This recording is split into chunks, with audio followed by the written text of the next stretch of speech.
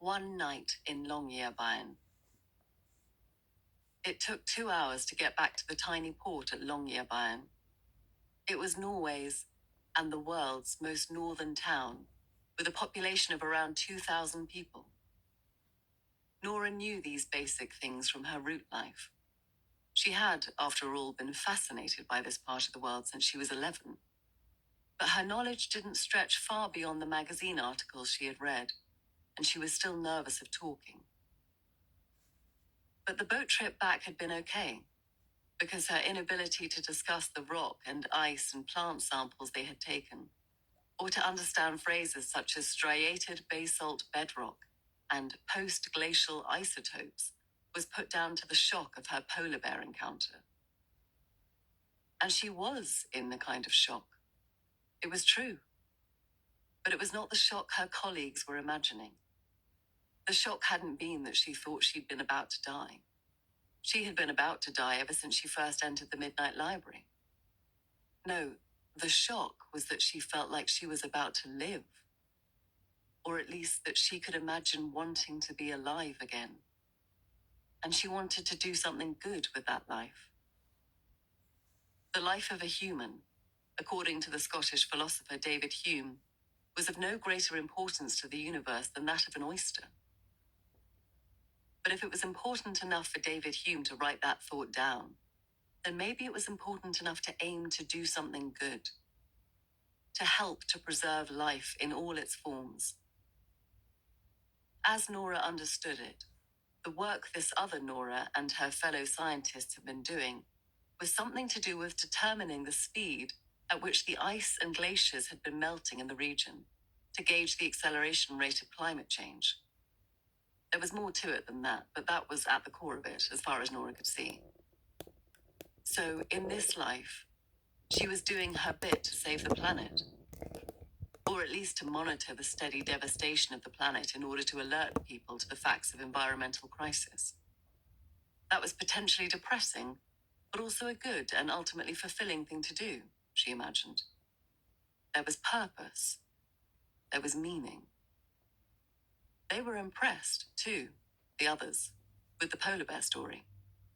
Nora was a hero of sorts, not in an Olympic swimming champion way, but in another equally fulfilling kind of fashion. Ingrid had her arm around her. You are the saucepan warrior. And I think we need to mark your fearlessness and our potentially groundbreaking findings with a meal. A nice meal. And some vodka. What do you say, Peter? A nice meal? In Longyearbyen? Do they have them? As it turned out, they did.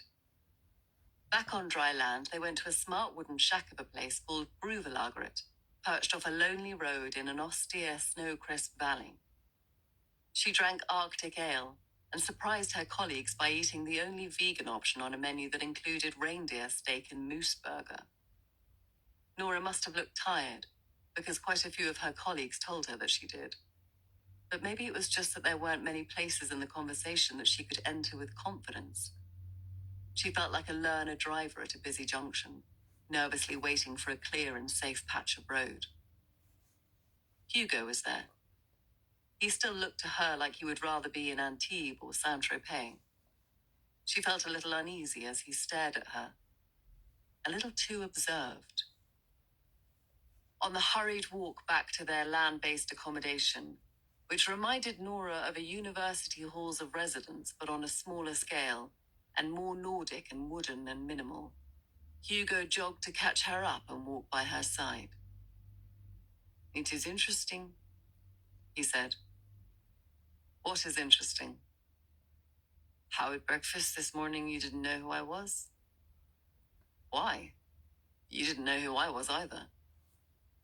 Of course I did. We were chatting for about 2 hours yesterday. Nora felt like she was inside some kind of trap. We were? I studied you at breakfast before I came over and I could see you were different today. That's creepy, Hugo. Studying women at breakfast. And I noticed things. Nora lifted her scarf over her face. It's too cold. Can we talk about this tomorrow? I noticed you improvising. All day you have been non-committal in everything you say. Not true. I'm just shook up, you know. The bear. Non, ce n'est pas ça. I'm talking about before the bear and after the bear all day. I have no idea what you... There is a look. I have seen it before in other people. I don't recognize it anywhere. I have no idea what you're talking about. Why do glaciers pulsate? What? This is your area of study? It's why you're here, isn't it? The science isn't entirely settled on the matter. Okay, bien. Name me one of the glaciers around here. Glaciers have names. Name one. Kongsbreen, Nathorspeen, ring any bells? I don't want this conversation because you aren't the same person you were yesterday, are you? None of us are, said Nora briskly. Our brains change. It's called neuroplasticity. Please stop mansplaining glaciers to a glaciologist, Hugo.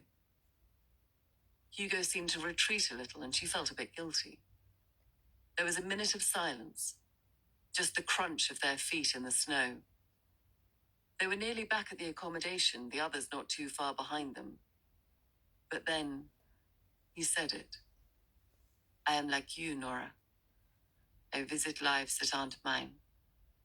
I have been in this one for 5 days, but I have been in many others. I was given an opportunity, a rare opportunity, for this to happen. I have been sliding between lives for a long while. Ingrid grabbed Nora's arm. I still have some vodka, she announced as they reached the door.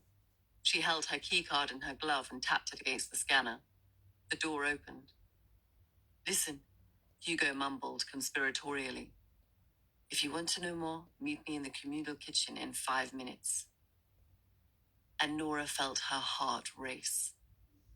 But this time she had no ladle or saucepan to bang.